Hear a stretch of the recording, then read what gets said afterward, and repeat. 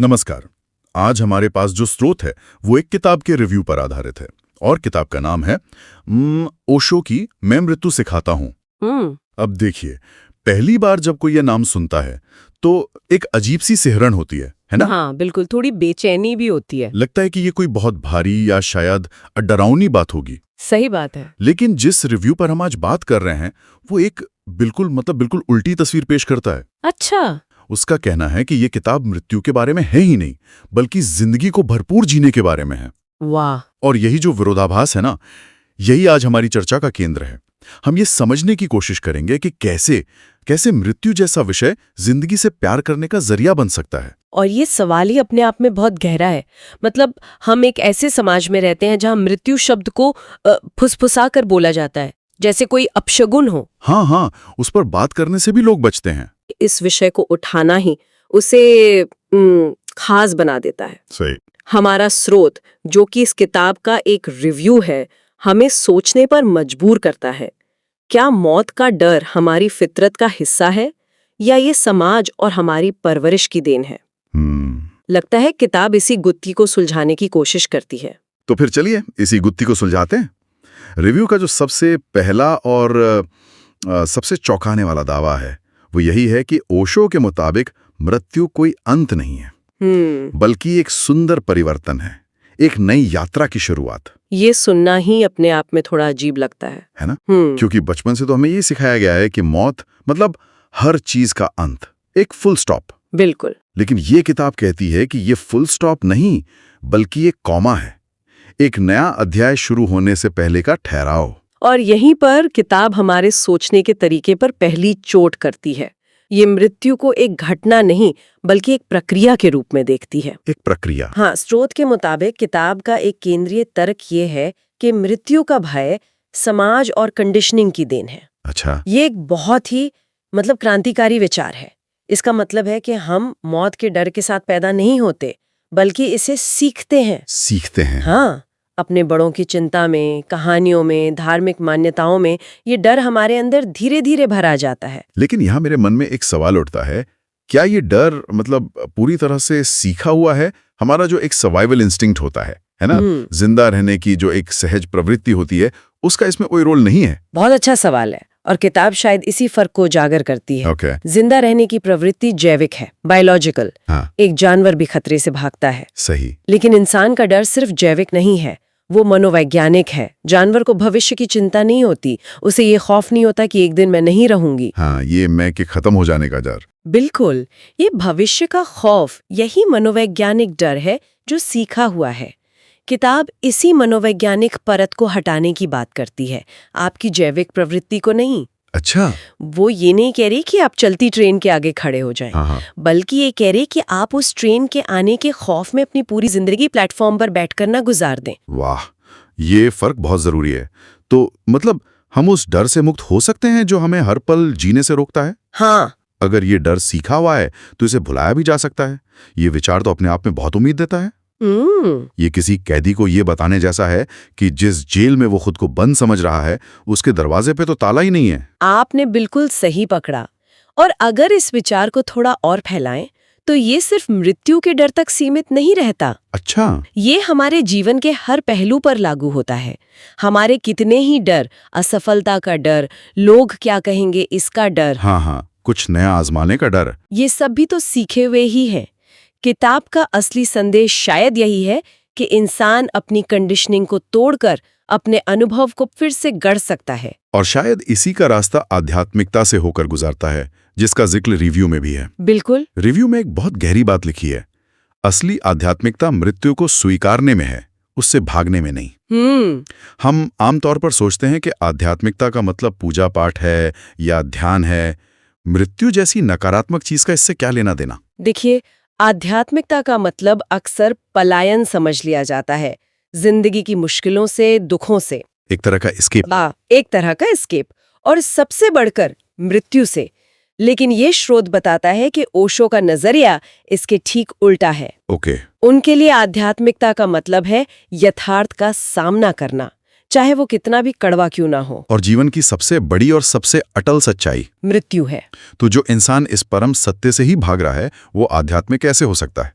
हो ही नहीं सकता। सच्ची आध्यात्मिकता तो उसे गले लगाने में है, उसे समझने में है।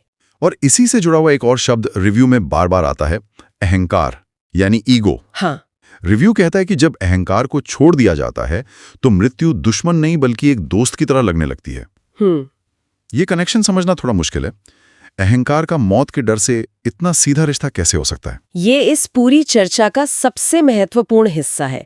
अहंकार का मृत्यु के डर से सीधा ही नहीं बल्कि एकमात्र रिश्ता है। एकमात्र? सोचिए, अहंकार है क्या? ये मैं का भाव है। मैं ये शरीर हूँ, मैं ये नाम हूँ, मैं ये पद हूँ, मेरी पहचान। बिल्कुल। अहंकार की पूरी कोशिश इसी मैं को बनाए रखने और बचाने में लगी रहती है। और मृत्यु क्या है? उस मैं का अंत। मृत्यु इसी मैं का विघटन है। इसीलिए अहंकार मृत्यु से सबसे ज्यादा डरता है, क्योंकि मृत्यु उसके अस्तित्व पर ही सीधा हमला है। तो ये कुछ ऐसा हुआ जैसे किसी टॉप सीईओ को अपनी कुर्सी खोने का डर हो। हाँ, क्योंकि उसकी पूरी पहचान उस पद से जुड़ गई है।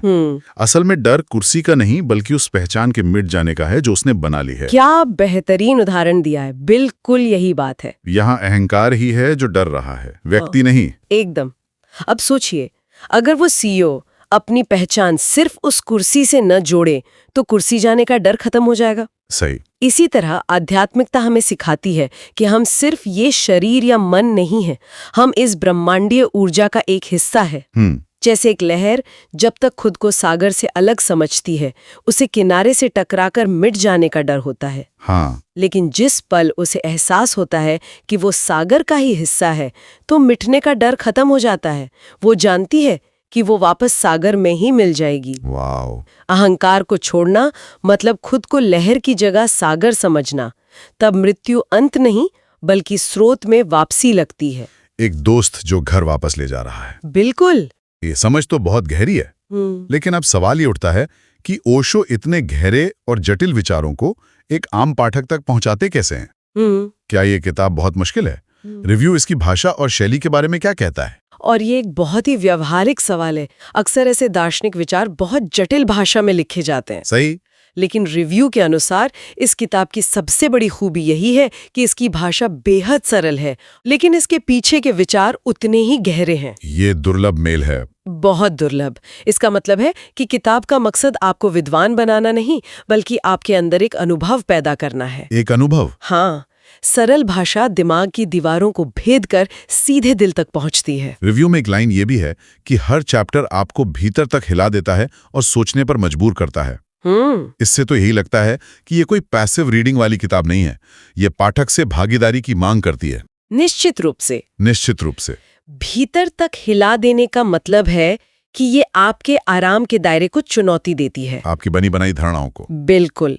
ये आपको उन सवालों का सामना करने पर मजबूर करती है जिनसे आप शायद पूरी जिंदगी बचते आए हैं। ये किताब से ज्यादा एक आईने की तरह काम करती है, जिसमें आपको अपने सबसे गहरे डर दिखाई देते हैं। रिव्यू ये भी साफ करता है कि ये किताब किसके लिए है। इसमें 4 तरह के लोगों का जिक्र है। अच्छा। जो जीवन में शांति ढूंढ रहे हैं, जिन्हें मृत्यु का डर है, जो आध्यात्मिकता को समझना चाहते हैं और जो अपने आंतरिक विकास मतलब अपनी बेहतरी के सफर पर हैं। ये तो लगभग हर किसी को कवर कर लेता है। हाँ, जो अपनी जिंदगी को बस यूं ही गुजार नहीं देना चाहता। हाँ, और ये चारों श्रेणियां असल में एक ही है ना? जैसे? जिसे मौत का डर होगा उसे जीवन में शांति कैसे मिल सकती है। जो आध्यात्मिक रास्ते पर है उसे अहंकार और मृत्यु जैसे सवालों से तो जूझना ही पड़ेगा। सही बात है। तो असल में ये किताब हर उस इंसान के लिए है जो जिंदगी को सिर्फ सतह पर नहीं बल्कि उसकी पूरी गहराई में अनुभव करना चाहता है। तो इस पूरी बातचीत का निचोड़ क्या है? रिव्यू के अंतिम फैसले पर आते हैं। रिव्यूअर ने बहुत बड़ा बयान दिया है। उन्होंने कहा है कि ये एक लाइफ चेंजिंग किताब है, जिंदगी बदल देने वाला अनुभव। ये किसी भी किताब के लिए दी जा सकने वाली सबसे बड़ी तारीफ है।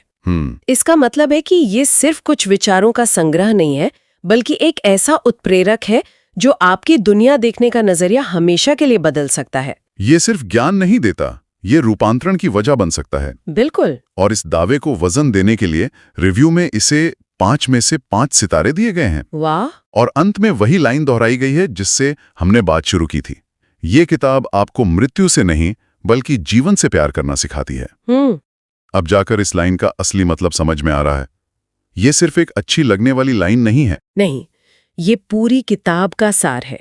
अब ये विरोधाभास नहीं लगता। सही। जो इंसान मृत्यु की सच्चाई को स्वीकार कर लेता है, वो जानता है कि उसके पास समय सीमित है, और जब समय सीमित होता है तो हर पल कीमती हो जाता है। तब आप छोटी छोटी बातों पर बेकार की चिंताओं में अपना वक्त बर्बाद नहीं करते।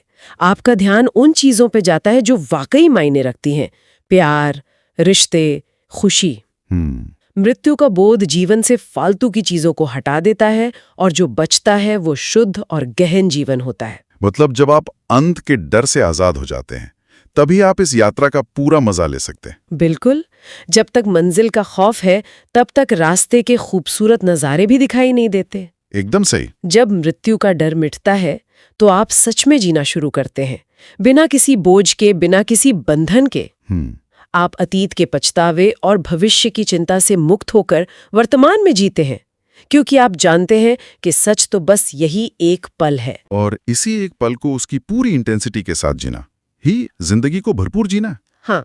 तो आज हमने ओशो की किताब मैं मृत्यु सिखाता हूं पर आधारित एक रिव्यू के जरिए कुछ बहुत गहरे सवालों की पड़ताल की। हमने देखा कि कैसे मृत्यु का डर एक सीखे हुआ बोझ है, एक मनोवैज्ञानिक बोझ, और कैसे अहंकार को समझकर इस डर से मुक्त हुआ जा सकता है। और अंत में ये समझा कि मृत्यु की स्वीकृति ही हमें जीवन के हर पल को पूरी कृतज्ञता और आनंद के साथ जीने की आजादी देती है। और मैं आज के इस चर्चा को एक सवाल के साथ समाप्त करना चाहूंगी। जरूर। स्रोत इस बात पर जोर देता है कि मृत्यु का सबसे बड़ा भय भी सीखा हुआ है, हमारी कंडीशनिंग का हिस्सा है। हाँ। अगर ये सच है, तो क्यों ना एक पल रुककर ये सोचा जाए कि हमारी जिंदगी में ऐसे और कौन-कौन से छोटे बड़े डर हैं जो शायद असली हैं ही नहीं, बल्कि समाज, परिवार या हमारे अपने अनुभवों की देन है। और क्या वे सीखे हुए डर आज हमें अपनी पूरी क्षमता तक पहुंचने से, खुलकर जीने से और असल में खुश रहने से रोक रहे हैं? एक बहुत ही जरूरी सवाल। शायद इस एक सवाल का जवाब इस पूरी बातचीत का सबसे कीमती हिस्सा हो सकता है।